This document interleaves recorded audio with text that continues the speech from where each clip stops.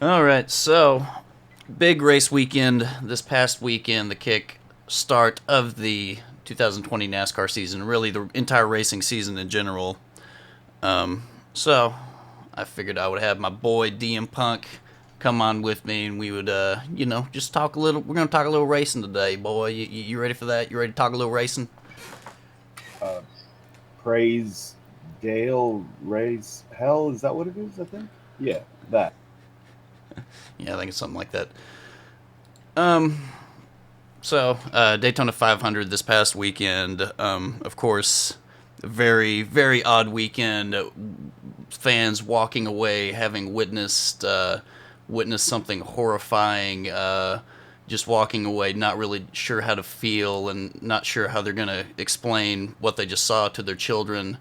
I'm of course talking about the presidential escort that opened up the race on Sunday afternoon. Um, that was a joke. That was a joke.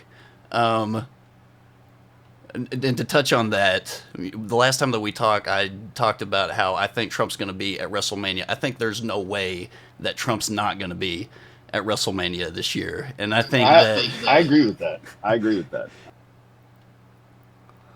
Okay, I think we're back. Computer completely, the audio completely crashed. Right as I was making my Trump joke, it was a joke. I have a strict no politics policy on my page. But having said that, the last time we talked, I talked about how I think that Donald Trump is probably going to be at WrestleMania, and especially after seeing him, he was at the college national championship football game. Then he's at Daytona. I mean, he's going to be at every large major sporting event, including WrestleMania. And I'll take it one step further, and I think he's actually going to be involved in some sort of a work. Like, can you imagine if they had another haircut match or something like that? As it, as a former professional political analyst, I agree with you 100% on everything you just said. And I'll take it a step further. I'll say Bernie is missing opportunities by not showing up to those events, by not showing up to the, because go there, get booed, take your boo. It's like when Ben Askren got kneed in the face by Jorge Masvidal. You know what I mean? Go there, take your boo. People will respect you for taking your lick. You know, it's a missed opportunity for him, and I completely agree with you. I mean, they might as well if he's at WrestleMania and they do something. I mean, they might as well not even have the election. I mean, he's just gonna it's a landslide victory. Are you back on now? No. Yes, Oh, okay. yes. um. Anyway, all right. So, so yeah, Trump does the presidential opening lap. Then did they start the race or did they just immediately? Yeah, the race ran 20 laps. The race started. Dale Earnhardt Jr. dropped the green flag, I believe, and after Trump finally got off the track, But there was two and different there was two different rain delays. I thought they had like a 40-minute one, and then they came back on and ran the 20 laps, and then they went back off, and then they canceled it. yeah, that's how it happened. Like, they dropped the green flag, then they immediately went to commercial and came in. And I think that's how it worked. I think they started, maybe they started under caution, but I remember Dale Earnhardt dropping the flag and the president being right there when it happened. But maybe those were two separate memories. Maybe I missed, but yeah, no, he definitely. They ran the 2 laps or the 20 laps because the next day the joke was that it was the 450. But yeah, so they in either way got rained out Monday, and that's got to be such a kick in the nuts for NASCAR that they have their big opening weekend, the Super Bowl of NASCAR, and then it gets rained out and people have to come back tomorrow. But I mean, they're down in Florida. It's not like anybody's working on Monday morning anyway. So pretty much an identical crowd, a very similar sized crowd, came back Monday to watch the restart of the race. Oh, it felt like it was everybody was still there, and from watching it on TV, I know it was a sellout on Sunday, but it felt like everybody stayed. And I personally have always said there's nothing in the world of racing better than Monday NASCAR. Period. Never will be. There's never going to be. You get to miss work.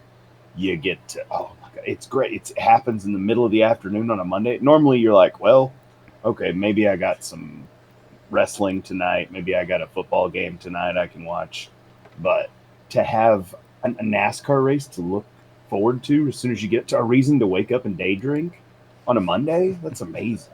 Monday NASCAR is the greatest thing ever.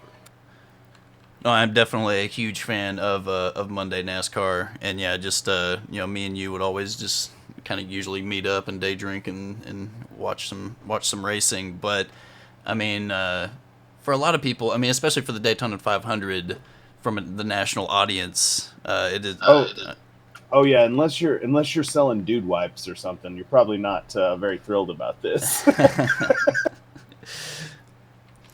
But okay, so they move it. They move it to Monday, and get the race underway. Uh, yeah, for the most part, pretty clean race up until the end. Um, what did you think about the race itself, leading up to the first couple of stages, leading into the third stage? I thought that Toyota's strategy in the first stage, which was to pit as late as possible. When they came back, they didn't really get the race started until like lap 28 or 9, maybe even 30, because they had to take everybody around, then open the pits and let everybody pit that wanted to, then put everybody back in line and stuff like that.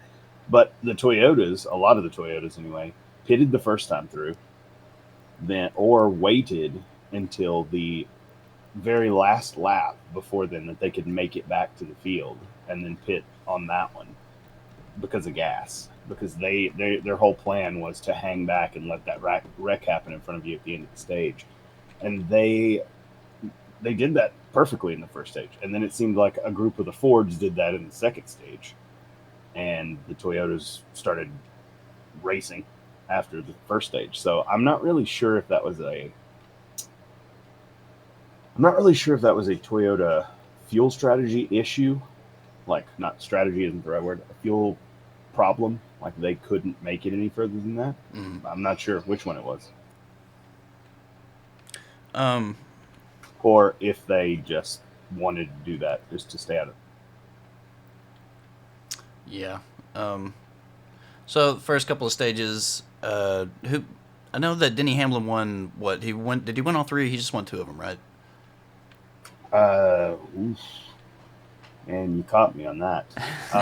The the first stage winner was not Ricky Stenhouse. It was somebody else.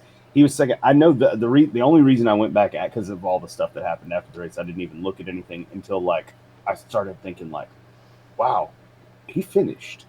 Like Ryan Newman finished and pretty high. And I looked at it, and he's in 10th place because of stage points. Some other people had finished with some stage points, but he actually finished the race in 9th place on his ceiling. So he is in 10th place in points right now. Yeah. I mean, just go ahead and get into the Ryan Newman. I mean, that just overshadowed everything else that happened to the race. To where, I mean, I even rewatched the race, and I still really couldn't tell you that very much that happened. Up until the big wreck that happened before the one that Ryan Newman was in on the final lap, and then just kind of The current rules package is on the super speedways is fun. That they essentially don't have restrictor plates anymore on these tracks. Now they have 100 more horsepower this year, and so there's basically no restrictor plates. Fuel injected, and so there was no restrictor plate anyway. But the fuel injection has been lifted up more, and so now it's 100 extra horsepower on these tracks, and it's entertaining to watch when they race. But the problem is that none of them race for a week. You watch both of the clashes, or you watch the clash and both of the duels, and then the first part of the whole race, and it's just a long steady line of everybody just getting in line. yeah. You know what I mean? Trying to stay out of a big wreck. So when they race, I think it's entertaining. I disagree. Like I know Dale Earnhardt really doesn't like the new cars, or certainly doesn't like this current package for Daytona and Talladega. But I disagree with him about that. I like it as long as they could find a way to make them race, and they can't do that in that long of a race. And when they come back for the mid season race, it's different because it's a much shorter race and it's at night, so you've got a little better grip. But it's just too long of a race to make them to be able to, even with the stages, to be able to make them race. Yeah. So this package that's on, I know it's a restrictor plate package, but this is basically the same that the cars are going to be for the rest of the year, or until they kind of tweak it a little bit. I'm assuming. Uh, no, the two Talladega and Daytona packages are essentially just for those tracks, Mm-hmm. and the real newer car will be at Las Vegas this weekend, and then likely it'll be the first time we really see the new Chevy because they changed their body style this year, and so now the Toyota's the oldest car. Um, it will really be the new one will be this weekend. We'll get to see that, but really the big rules changes next year when they're going to have 5 gears and possibly there's going to be a sequential gearbox. Maybe it's paddle shift, maybe it's a stick, maybe it's both. Maybe it's driver preference, but there's going to be a clutch pedal, but it's just going to be for use in the pits and stuff, and it'll eventually turn into a hand clutch, I'm sure, especially if they go to paddles. So yeah, it's going to be a major, major change next year when they change that, but this year not so much. Yeah, that is super interesting. They're adding an entire new gear. Like, It's going to be wild to see a NASCAR with 5 gears instead of four. It's always had 4 gears, and for many, many, many years, the top gear has to be a one-to-one gear. The fourth gear has to be a one-to-one gear, which means it can't be an overdrive. So that makes it a very low gear car, a lot of torque. indeed, yeah, it's going to be crazy to watch. Speaking of crazy to watch, so there it was, final lap, rounding the last corner. And this was another thing I was thinking about is they did move the finish line further back to where it's closer to coming out of that corner, right? When did they do that? Um, at Daytona, I'm not sure it's moved. Maybe it has moved. I know Talladega's has always been way down at the end of the front stretch, so it's quite a. I mean, just thinking about different. Another guy that I follow on YouTube was kind of talking about the wreck and just kind of preventative measures that maybe could have been uh, put in to prevent the wreck. But at the time that video came out, it was still unsure as to what Ryan Newman's condition was. And now, seeing that he's leaving the hospital, seeing that he seems to be in pretty good shape, considering the situation. I mean, it's making NASCAR look pretty good. And I feel like NASCAR is actually coming out pretty good after seeing him walk out like that. I mean, they can't really do it. They need him to do it, but somebody should should be. I mean, this because that car is now. I truly, honestly, don't, don't believe that there is an unsurvivable wreck that people can have in those cars. Because I I didn't believe that when the wreck happened. I had already many years ago thought there is no unsurvivable wreck that's going to happen in a stock car, and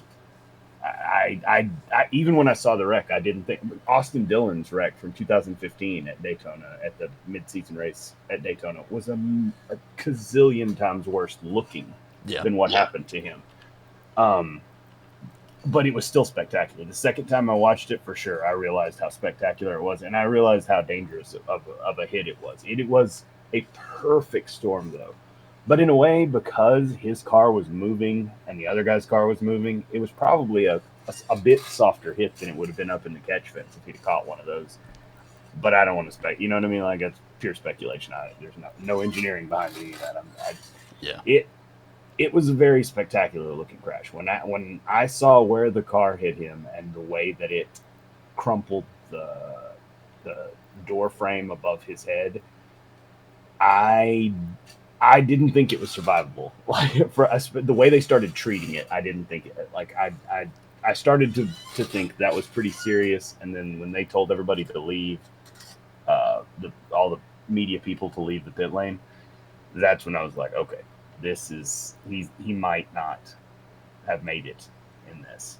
And so then for 2 hours, that's what I believed. And then at about the 2 hour mark, I said, man, this is longer than it took for for Earnhardt in 2001. This is different. Maybe he is okay. And then he's okay.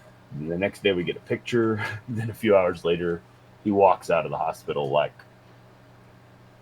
I, it was to me it was I was super surprised that he walked out of there and that he was seemingly as unhurt as he looked with no casts, no under his own power. That's pretty amazing that the cars can survive that. Yeah, I mean, even when they announced that he was okay, you couldn't help but wonder, okay, how okay is he? And then, I mean, my jaw hit the floor when I saw the actual, picture of him standing up and especially walking out of the hospital. I was like, there's no way that this is even happening. Because, Me too. Yeah, I agree. I mean, you brought up the Austin Dillon wreck, and and talking about how Joe Gibbs and Denny Hamlin were kind of catching so much flack for celebrating after the race. Austin Dillon's wreck looked way worse, and everybody saw him walk out of it. This one, although it looked pretty bad, you didn't realize how bad it was until you saw the replay, and just even listen to the Fox commentary. They didn't really even seem to think that it was going to be anything serious until they themselves saw the replay. But I'll be honest. I was looking at the finish of the race because, like I said, in my mind years ago decided no one is going to be in something where they get killed in a stock car, in a Cup Series stock car anymore. And so I put that out of my mind years ago. And so when it happened, I guess I'm the only guy in America that was looking at the finish line and to see if Denny Hamlin crossed the finish line or if Ryan Blaney won. But so I didn't even see the wreck the first time it happened. I saw the fireball. I saw that there was a wreck. And of course, I mean, he was leading the race when Ryan Blaney just did not let off the gas and drove right through the back of his car. Those are the two most powerful things for me of the whole thing, were Ryan Blaney's face after it happened and his interview.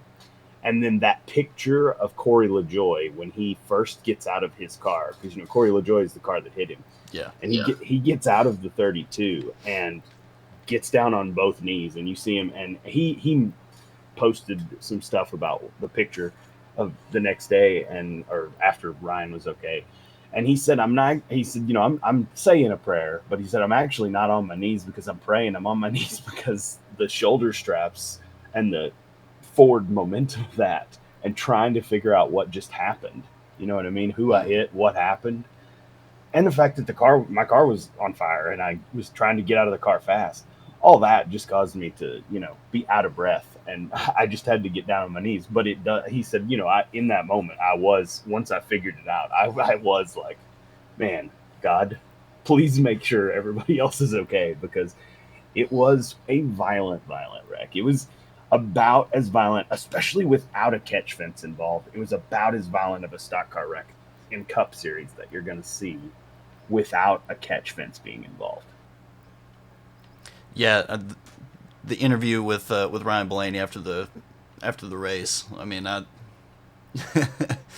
mean, you just see it on his face and just the paleness of his skin. It's like, I mean, that to me was when it was real. When it was like, oh, this is like a real thing. He will drive differently from now on, I bet you, because he knew. He even said it, that's just what you have to do to win these races and stuff. But now he understands that, how dangerous it is. And so, now I will be surprised if we ran the race again and he did exactly the same thing, because he had not let off of the gas to the floor for an entire lap. You know what I mean? And so he wasn't going to let off going through Ryan Newman's bumper right there. So, I mean, I can't say I would have done different, but still, it was a case of him just driving straight through the back of him. So, how much of it, since they're teammates, how much of that is he's trying to push Ryan Newman forward to get in front of the outside line, and how much of that is he's trying to set himself up to win the race?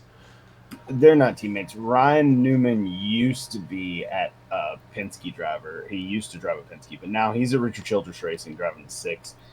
And Ryan Blaney is the 12 car at Penske, which is the 12, the 22 of Joey Logano, and the 2 of Brad Keselowski. And they are both Fords, so in that sense, they lock up better because the Ford has a smoother front bumper. It doesn't come to a point the way that the Chevy especially does and the way that the Toyota does.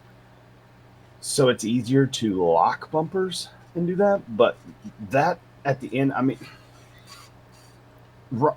Ryan Blaney was trying to win the race. That was not pushing. What he did when he hit him there, that wasn't pushing, and it's not. He wouldn't. I don't think he would say that was pushing, because he would have, in that moment, before he knew he could have gotten hurt, because he didn't.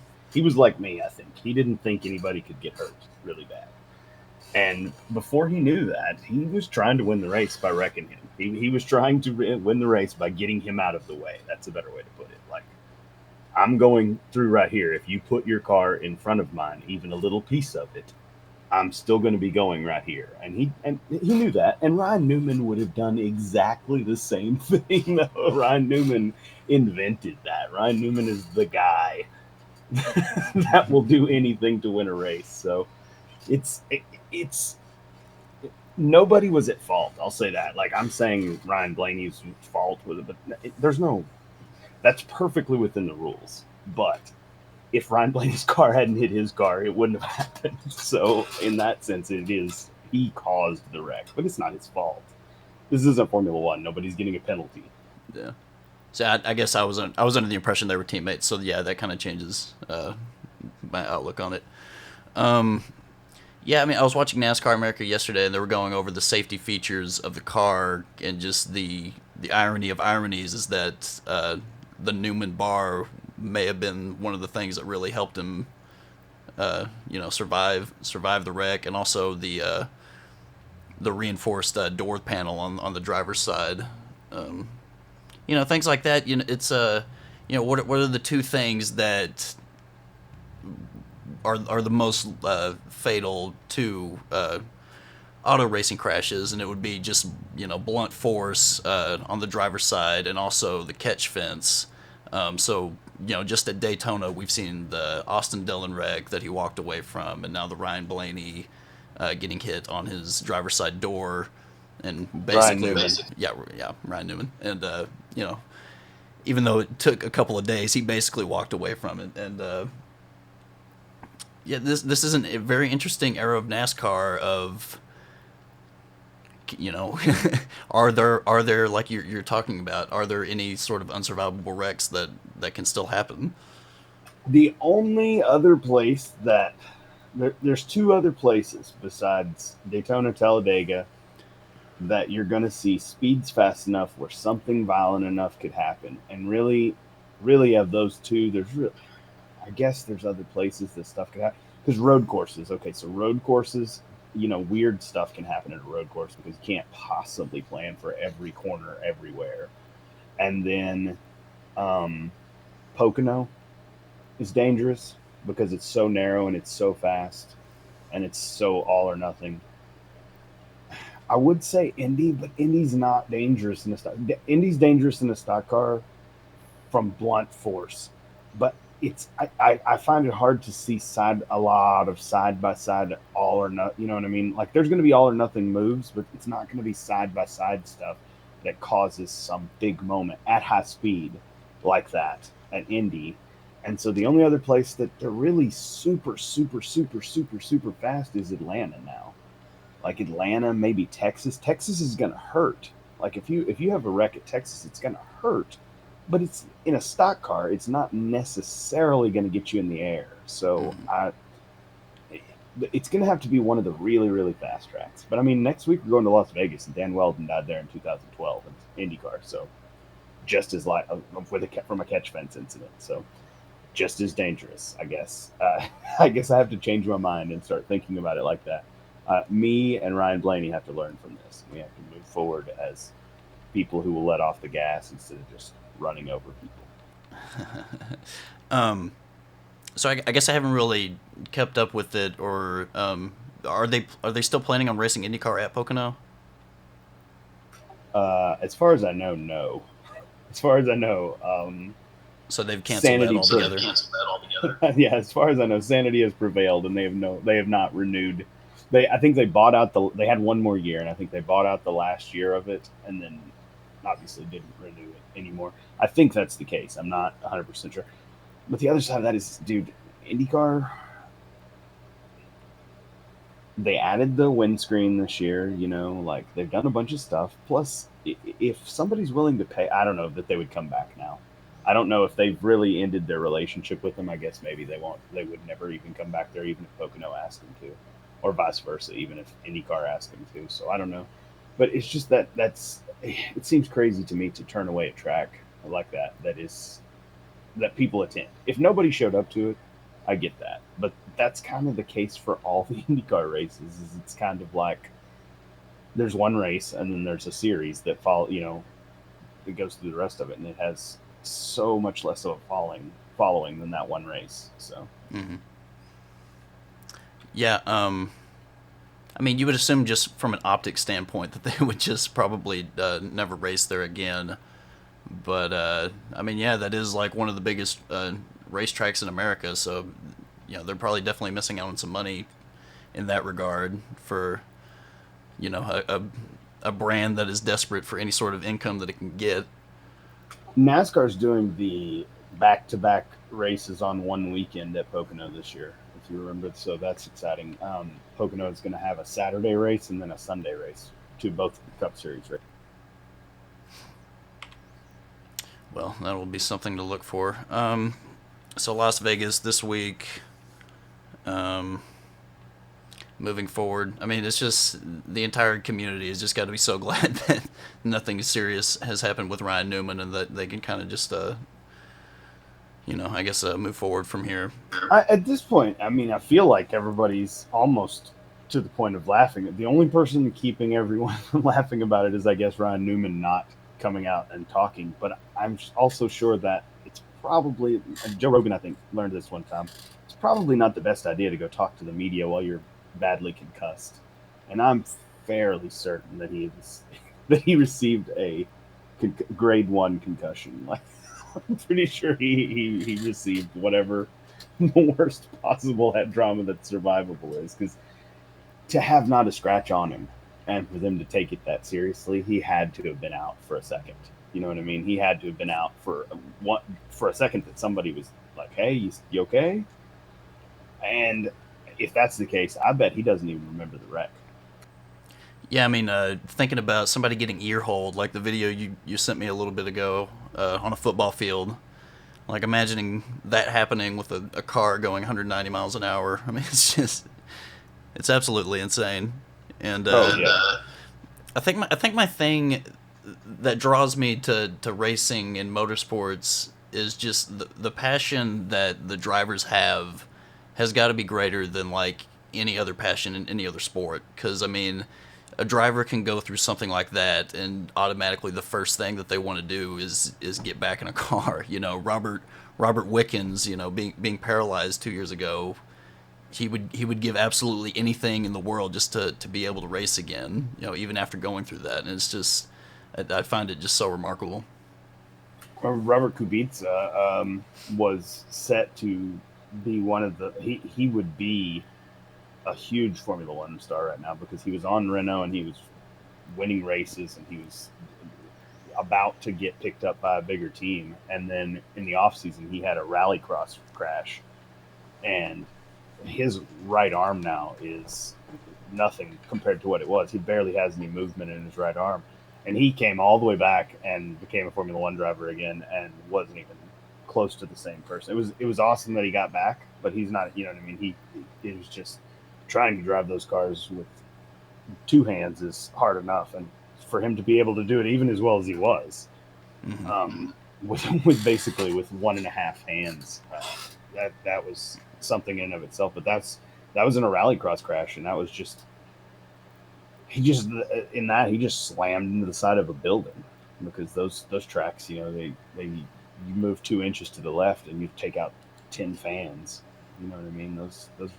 They've actually changed a lot of the rules for those, but there was a bad one at somewhere this year. There was a bad one. I want to say Monaco.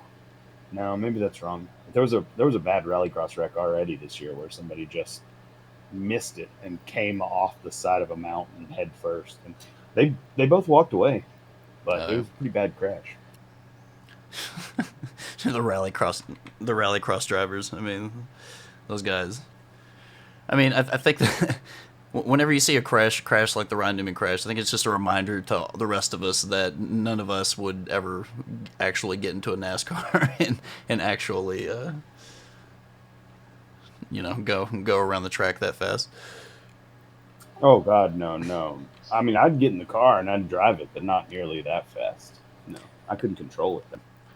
And all week, I was going through and kind of doing research on Daytona. I was watching some of the old ones. I went and watched the 1980 Daytona, and like, my God, those cars, and they went faster in those cars than they go now.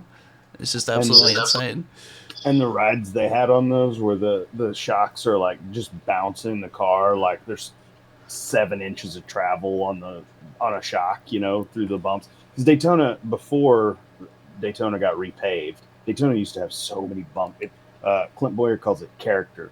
They used to have so many bumps, and it was such a violent track to be on. And they had huge travel. It was like driving on a beach almost. But yeah, no, that those cars and the technology they had to race on them with, it's amazing they went that fast.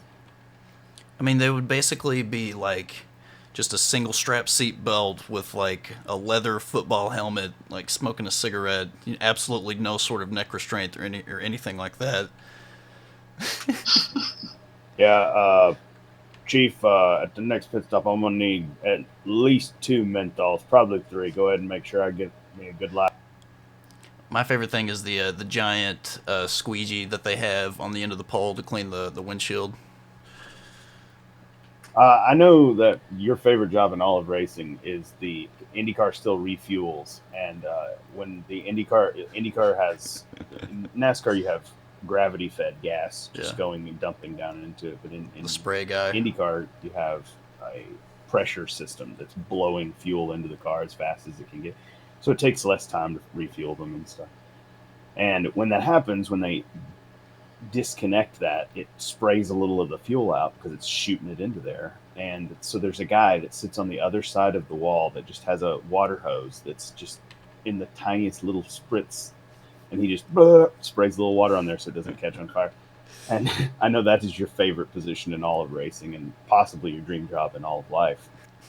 Oh, by far. I mean, especially if you don't watch IndyCar and you don't know what's coming, like you probably see that and just the pinpoint accuracy of it, just out of nowhere, because it's always out of the camera frame. It just comes in, just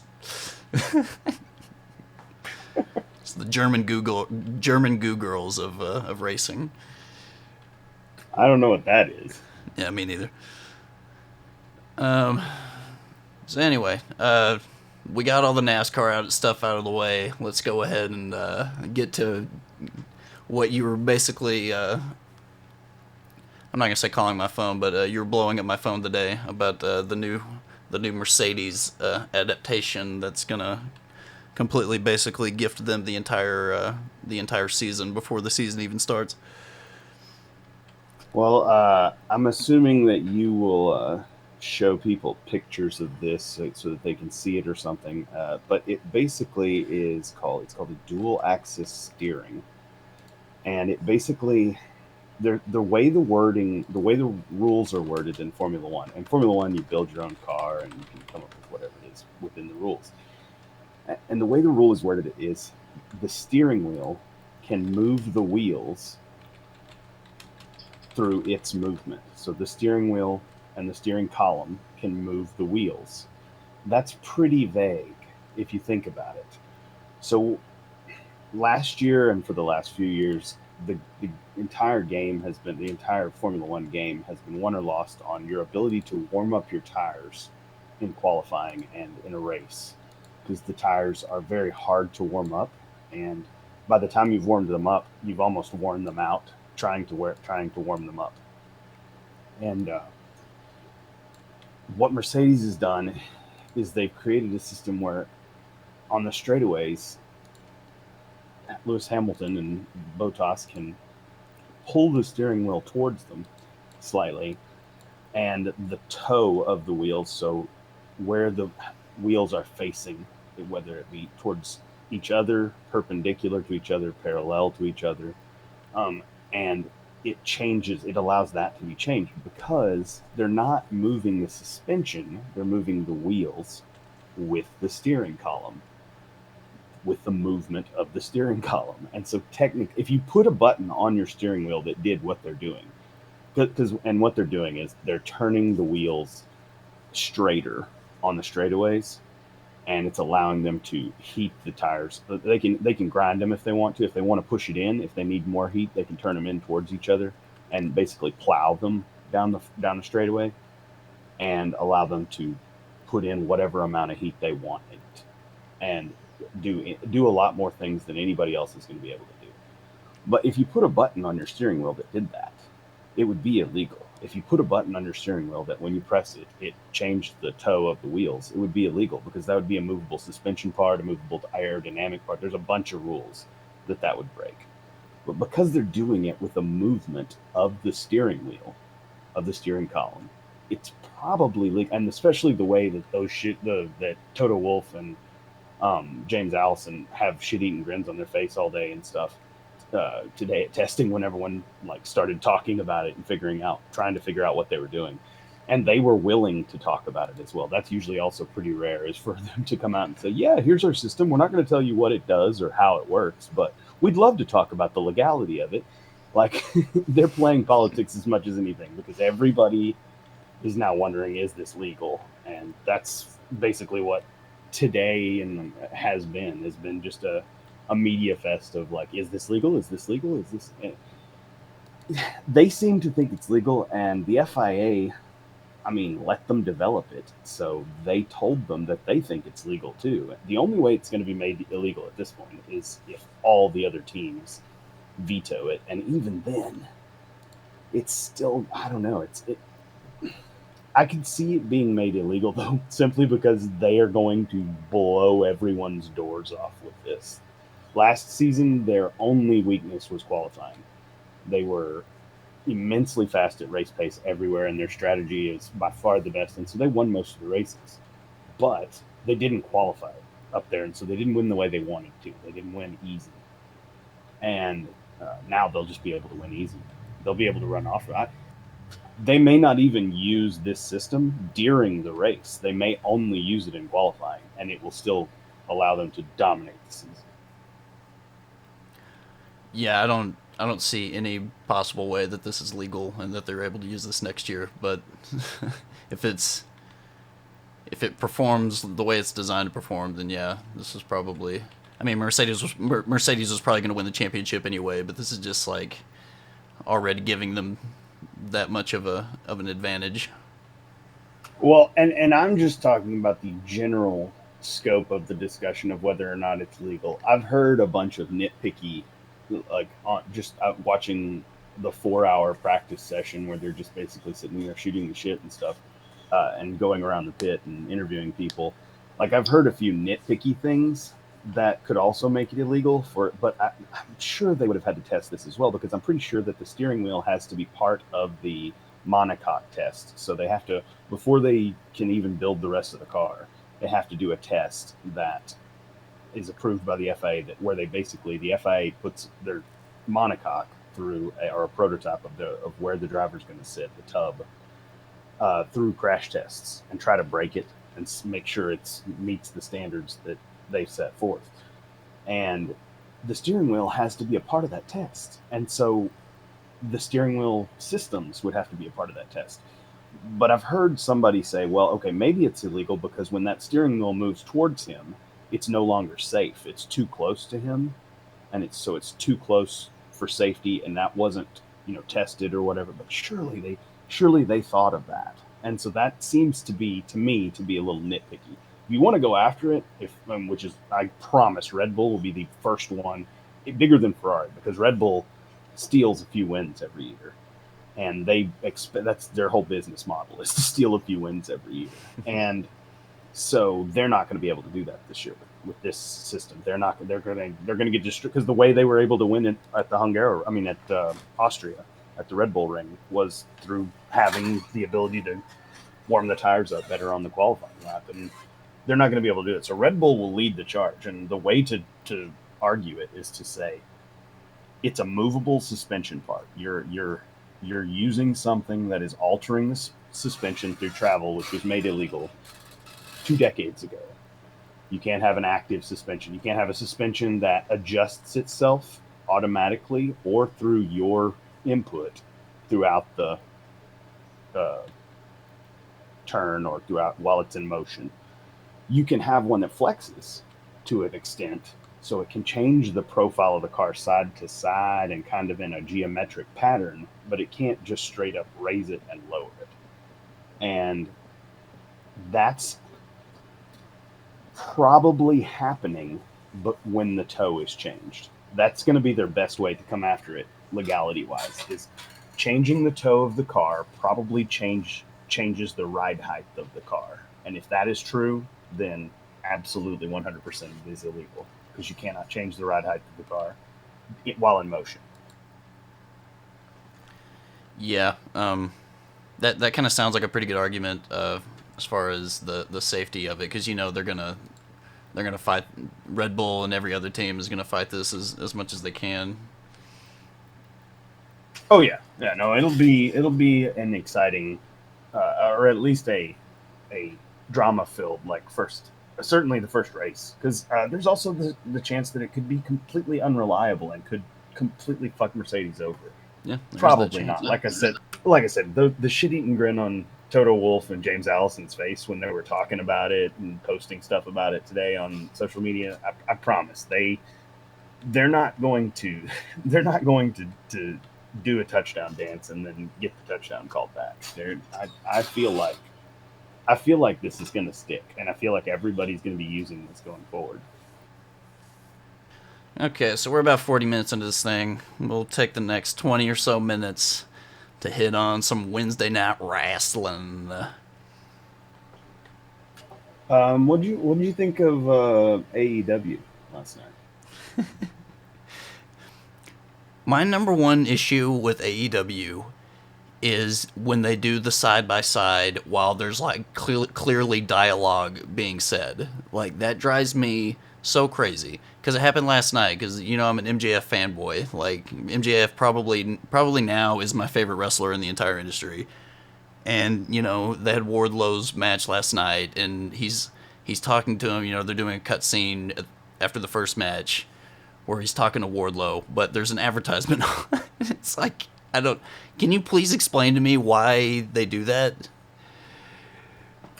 I'm sure that the advertisers pay more for that. I bet that I don't know anything about the marketing research behind it, but I bet that there's some data that says that people watch the commercial more when that's there, because they're less likely to walk away, and so they're more likely to actually sit, whether they're paying attention or not, sit in front of your commercial. So No, I I get bet that. I that get that. Why they do the side by side, but why they could do it during a match. They do it during like cutaway scenes when there's dialogue being said. Like, I even get doing it during a cutaway when there's maybe fighting or something going on, but it's like there's clearly talking going on, but we can't hear it. Well, okay, there is a wrestling reason to do that. There is a wrestling reason to do that. The wrestling reason to do that would be if you're going to get some extra heat by saying stuff that is specific to the house crowd, like if you're in Pittsburgh making fun of the Steelers or blah blah blah, whatever. A great example that I think I've talked about this, but a great example that is it's in Chris Jericho's first book, Alliance Tale. He talks about how him and Dean Malenko had a feud going, and Dean Malenko was the man of 1,000 holds, and so he says he's the man of 1,001 holds, and he brings out this huge old printout style like fax machine folded up. They're folding the chads and stuff. He brings out this huge sheet like he's got all of his moves, and he says he's going to list his moves, and so he starts reading: 1, cross arm breaker; 2 headlock. He starts reading off all these moves, and he gets down to like a few, and the crowd boos a little bit. They start like, okay, this sucks. Then they go to commercial. Then when they come, and during the commercial, Chris Jericho then pulls one of those. He's, oh yeah, Pittsburgh's a terrible town. The Steelers suck, or whatever. Whatever town you're in. Then when they come back from the commercial, he is reading the deal again. So to you as the viewer, it seems like he's been reading that the whole time, and they're really booing now. But really, the reason they're really booing is because he was saying stuff about Pittsburgh or whatever. No, that's one of my favorite Jericho bits of all time, was when he does the 1,001 holds. Oh my god. But yeah, so that is a bit, but I get what you're saying. There's a bit you could use for that. And I guess I didn't really think that maybe the house crowd would be listening to it. But I mean, the name of the game is to appeal to the TV crowd, and they do. I do enjoy it when they do the, what's his name, Guevara or whatever, does the he does the sign thing whenever he's whenever they're on commercial. So he takes the signs off, and I think there's a couple of wrestlers that do that. But it just drives me crazy anytime there's dialogue going on, especially when it's MJF.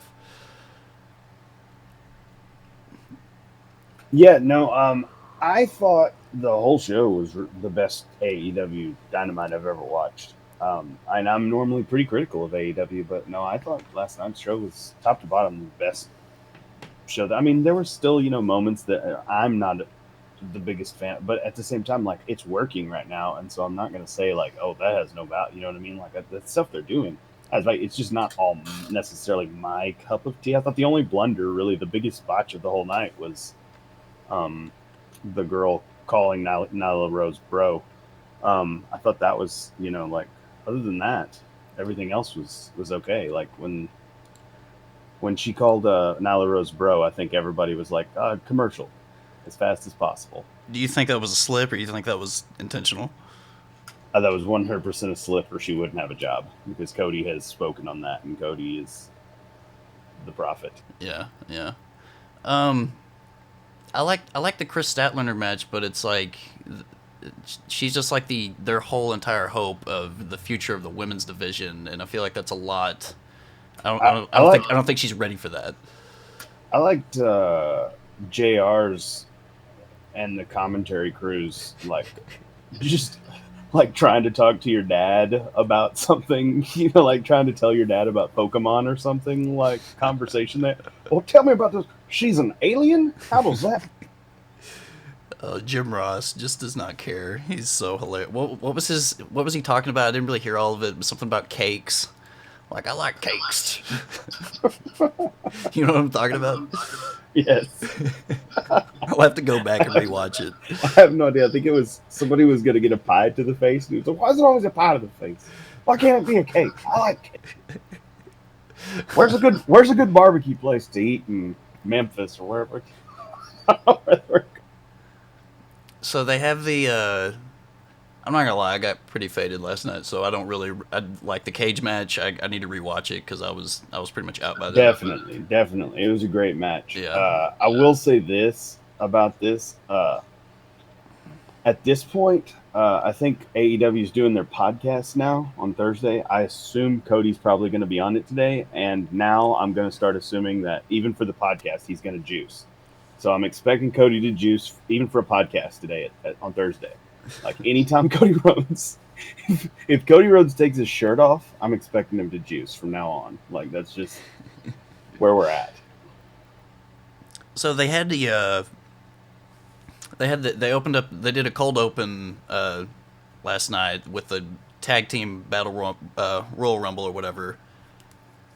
That's another thing that kind of I'm not completely on board with, is just the way they do some of the opens, like going right into a match. But that's more of a preference thing. That's not really something I'm going to take away from them. But the Dark Order comes in and interjects, and it's just this deflation throughout the arena.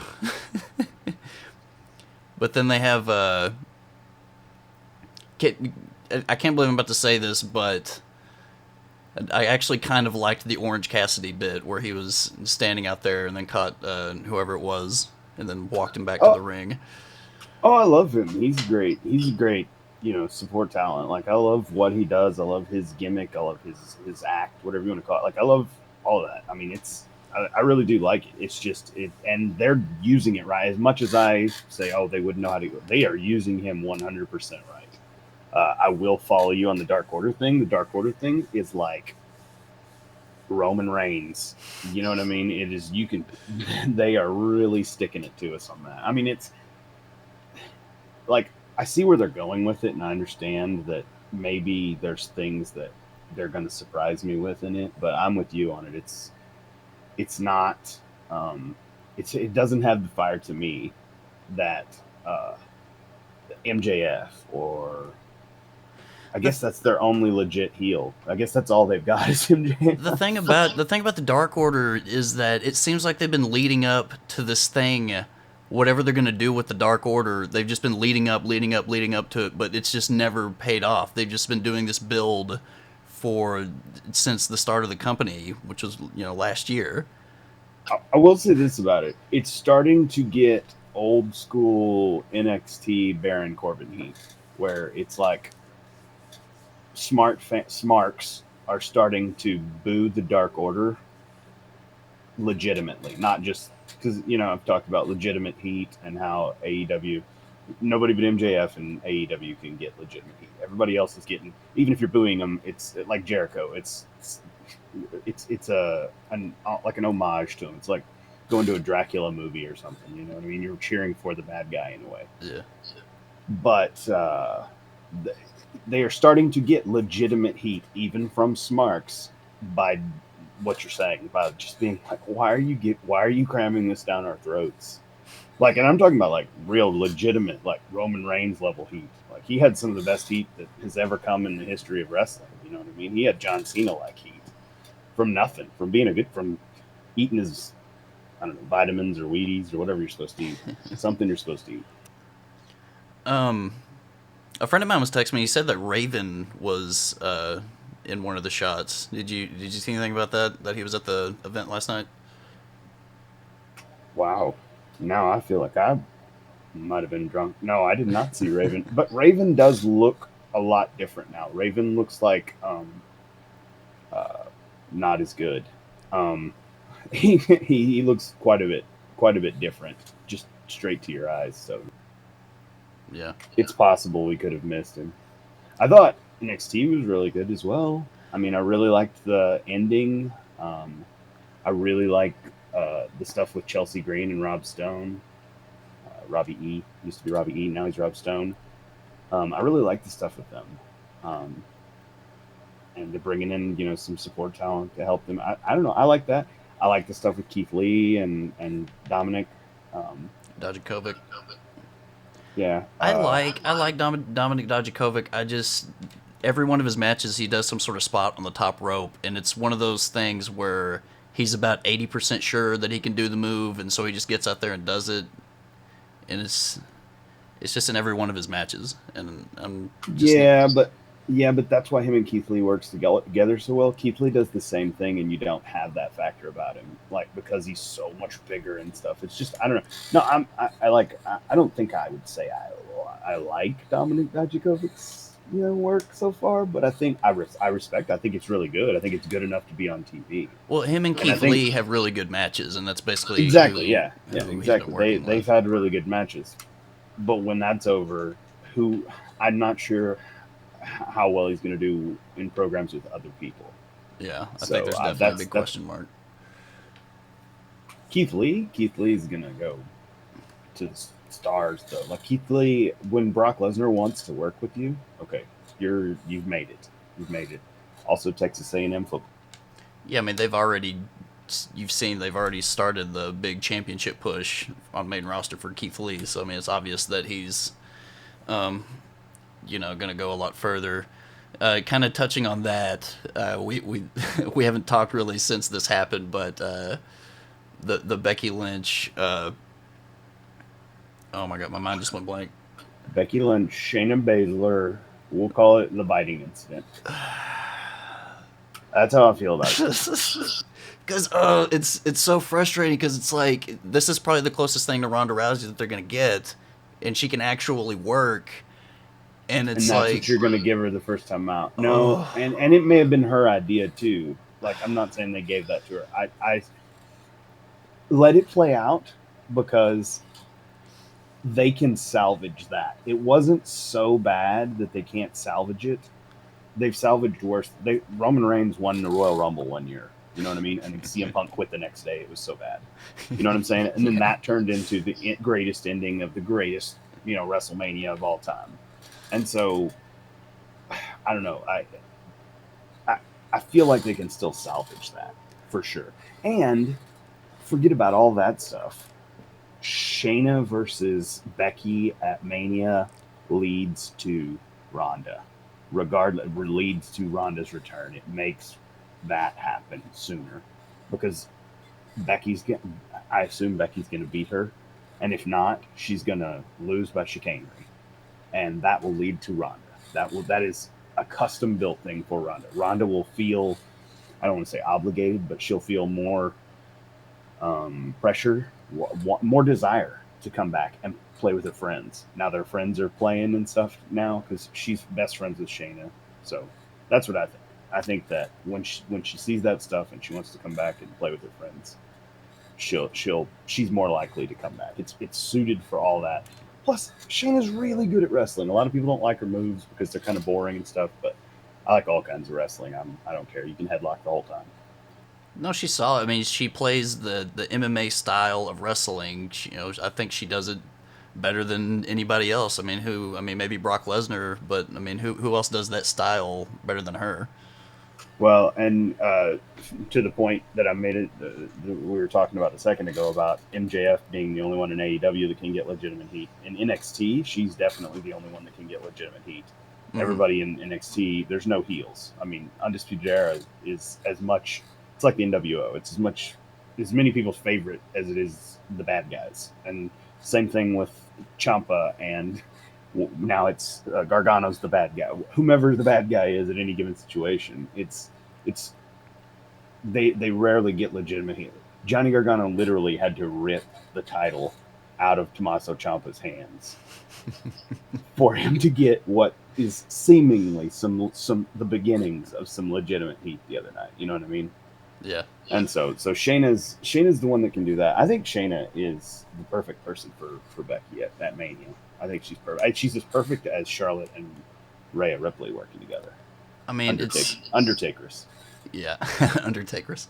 Um, God, yeah, the potential is just so there, and they've been building this for years. And Shayna Baszler, who I'm a fan of, have been a fan of for a few years, finally getting her push, and they have her Yeah, bite Becky in the back of the neck and just have a cartoonish amount of fake blood. that was the issue. Like the bite, everything. It was the issue is the amount. It was. I said this in the last time we were on the podcast after Royal Rumble. I said, man, Asuka's so good. The little things Asuka does that nobody can appreciate is so important. And I said, when she needed for the green mist to look like it was on her face, she blew just the perfect little amount up into the air and then dumped the red, like let it all. Well, Shayna did the opposite of that. Shayna let exactly the wrong amount happen. Well, And I she mean, she should have who never been knows put how in that position to begin with. exactly. She's never. How many times has she worked with something like that on TV, on live TV? Zero. So that's what you're going to bring her in and have her do. But at the same time, I don't want to dump on it too much because we're talking about it, one, and we don't know where they're going to go to. And three, if she'd have just come in and knocked her over and stood over, it wouldn't have had to say. It would have been exactly the same thing that's happening with this is like somebody comes up behind you and hits you and challenges you to a match season. Like we were talking about racing earlier. Silly season at the end of the season where everybody is changing teams and you don't know where they're going to go. In wrestling, from Royal Rumble to the, the time where all the matches have been set for Mania, that whole time right there is the season where if you've got an enemy, he or she is probably going to show up and knock you over from behind, probably right after a match that you won, probably. But it could be during. He could rip the title right out of your hand.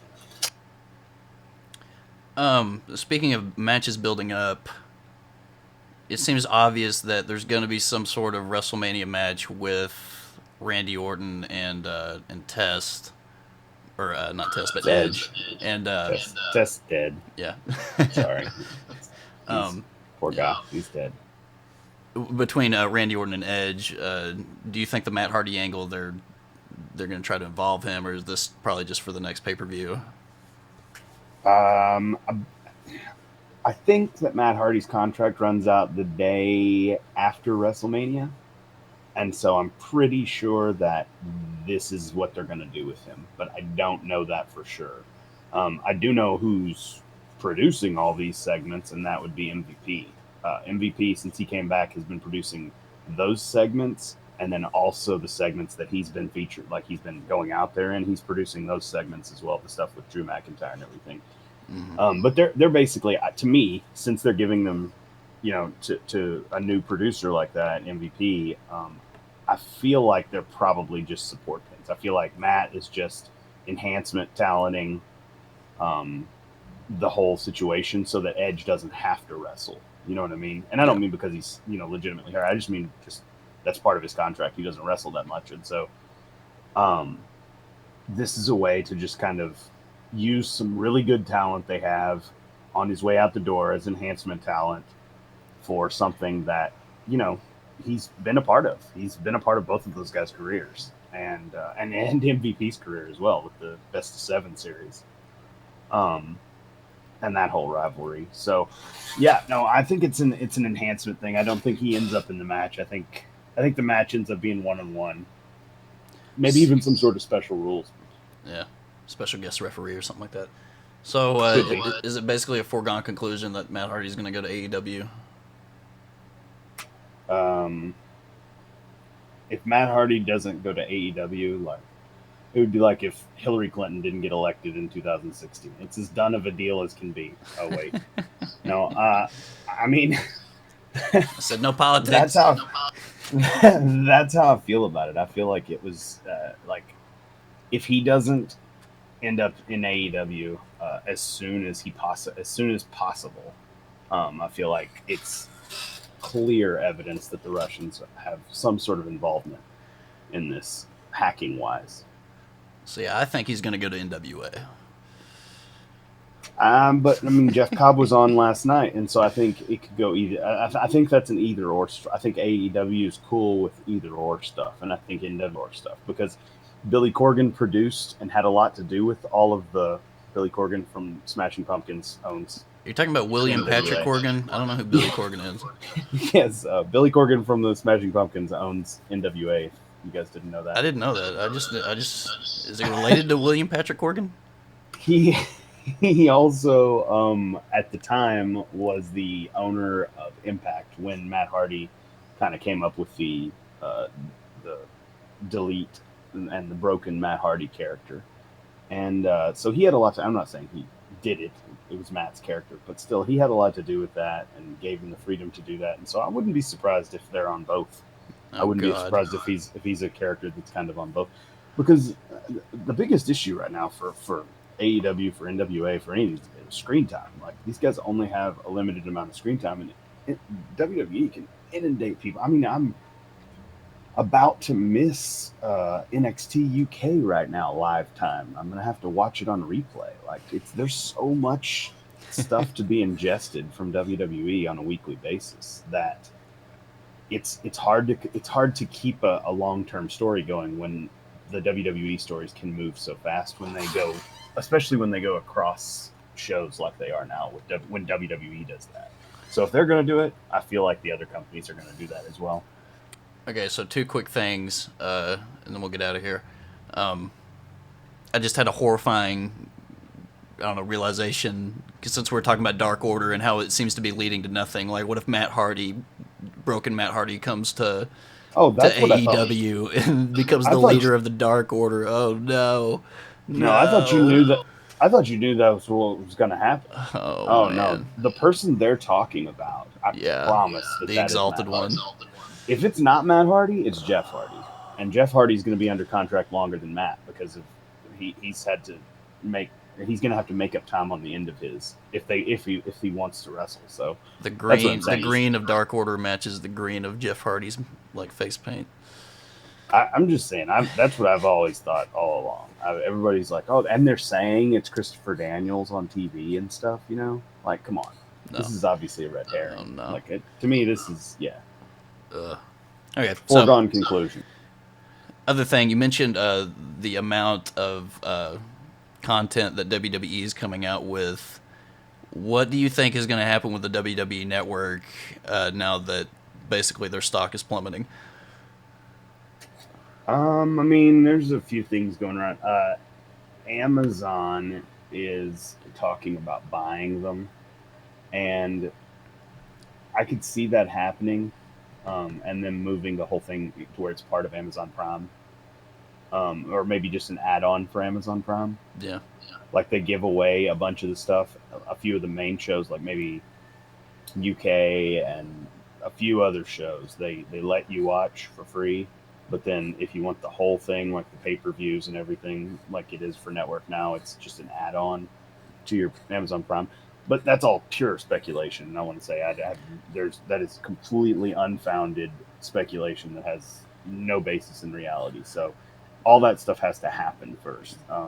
They have to get sold first. But I will say this: there is no doubt in my mind that Vince McMahon has not done anything more than cursory, just turn wrestling on since the XFL started. He has hundreds of millions of dollars money tied up in that. oh yeah, and we didn't even really get to XFL, but I mean, I could totally see WWE Network going to Hulu or Amazon Prime or something like that, and then if they did that, then they'd be able to show advertisements on there, and maybe that's how they would be able to hedge their money a little bit. Well, and the other thing is WWE tried advertisements for a little while, and people got pissed. They still do some advertisements when you watch the stuff, but still, that people got pissed. Well, they have ads And on so like pay they per cut views. back. Yeah. Oh yeah, but I just mean like in between shows or during shows, they'll have like if you're watching the live deal, they'll have like a bumper or something, Hmm. and a lot of people got pissed about that, and so they did away with it for a while. But they may have to bring that back. I would say, as far as their stock plummeting, the WWE Network specifically uh, being the cause of that, I would say the biggest issue is they moved NXT off of there and onto USA. And at the end of the day, no matter what, I could be wrong about this, but I feel like that advertising money on regular TV is worth more than the people watching on network. Having said that, I don't know that for sure. Everybody wants to be in the streaming service now, so maybe that was the worst move they ever made. You know what I mean? Like moving Yeah. that there, and it can be fixed. It's not something that can't be fixed. You know what I mean? Um, there's no shortage of their content, and the idea that it's ever going to not be available, kind of like it is right now, I just find that hard to believe. So if you American consumers, world consumers have proven that if you provide people an easily searchable, reasonably priced way to watch content, people will pay for it instead of getting it instead of going all the way around to get it for free or to find it somewhere. Some people will do that still, but the majority of enough people to make you a bunch of money will do that if you offer it a reasonable price and make it easily searchable and stuff. And so, I think that some incarnation of the network will be around, but I could be wrong. It could be either all going back to TV or everything could be coming to the network. Who knows? Well, kind of the speculation now is that they would find they would maybe move it to some sort of tier system to where you'd pay an extra $5 to get access to other content. But the problem is that there's already so much content that's already on there. Like, what other content could they possibly have? Um, Oh yeah, I guess that's true. I guess that's why they haven't. Yeah, I don't know. Maybe they take some stuff away. Maybe they make I mean, Netflix did. Everybody said, "Oh, they'll never do that." Netflix did that twice. Netflix did away with used to with your um, uh, with your streaming fees, you got so many DVD rentals, and then they did Mm-hmm. away with that completely. And then for a while, it was, they, if you want this many TVs, it costs this much. And so I could see them moving to that, like literally, like saying, now you have to pay this much if you want this instead of this much or whatever. Yeah, either that or just an overall price hike or something along those lines. I think they have done that already as well, so they've Yeah. survived that. I can see that. The, the only, I don't know. I feel like the biggest thing that they're missing right now, as much as everybody complains about McMahon running things, the biggest thing that they're missing right now is this is the first time in a long, long, long time that dads let the kids run the house for this long and this deeply. Because, like I said, there is no way he has some kind of 1980s guy bet with Donald Trump that they could take out the NFL. They made it in their barber shop, like back in, you know what I mean, a long time ago. USFL, shit the bed, never worked. Trump lost that. He went to court to try to win the bet. And I'm telling you, they have some sort of deal, and he now, because he's got him. I mean, he's got him. The XFL is as hot as it couldn't. No one could predict it. Just like last year when the football league shut down after like 2 or 3 games, as surprising as that was, it's just as surprising that the XFL is doing as well as it's doing right now. Yeah. I'm kind of sad that we didn't get to talk about XFL, but we might talk about that here in a few weeks because the Dallas is away this week. I'm gonna be out of town next week. I really want to go to a game. I want to see the Defenders. That's my team. The DC Defenders. That's my team. Well, maybe Not a we'll Bob Stoops. Not a Bob Stoops fan. So whatever. Well, with that, I guess we're gonna wrap this up. Thank you to anybody listening. You are appreciated. Thank you, DMPunk. If there's anything you would like to say before I shut this thing off. praise Dale, raise hell. Indeed, indeed. All right, guys. Newman Strong. See y'all later.